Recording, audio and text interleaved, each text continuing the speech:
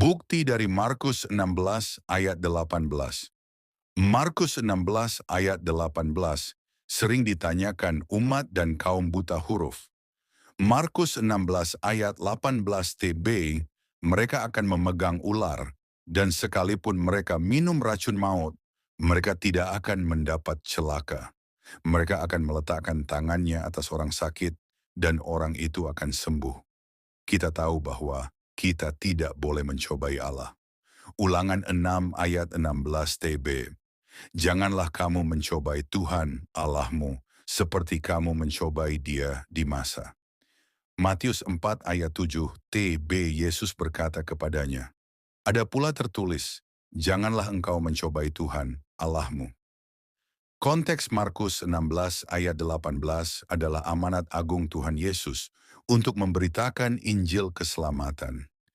Ayat ini bukan untuk mencobai Allah, dan Allah akan menyertai mereka. Sehingga mereka akan melakukan seperti memegang ular, mereka minum racun maut karena diracun, mereka tidak akan mendapat celaka. Mereka akan meletakkan tangannya atas orang sakit, dan orang itu akan sembuh. Rasul Paulus membuktikan perkataan Yesus di Markus 16 ayat 18 ini. Mari kita baca Kisah Para Rasul 28 ayat 3 TB.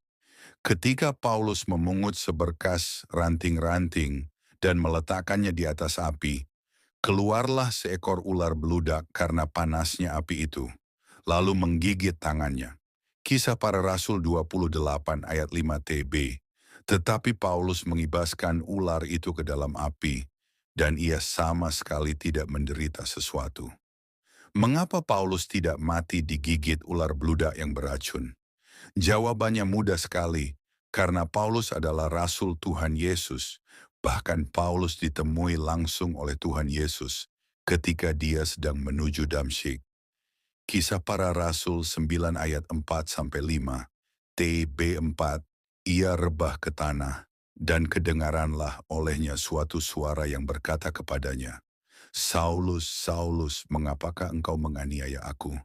5 jawab Saulus, siapakah engkau? Tuhan, katanya, akulah Yesus yang kau aniaya itu.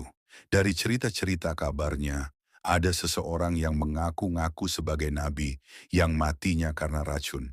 Kalau ceritanya benar, artinya dia bukan murid dari Tuhan Yesus. Bukan nabi atau rasul alias nabi palsu atau bodong. Silahkan komentar ya. Shalom, Tuhan Yesus memberkati kita semua. Amin.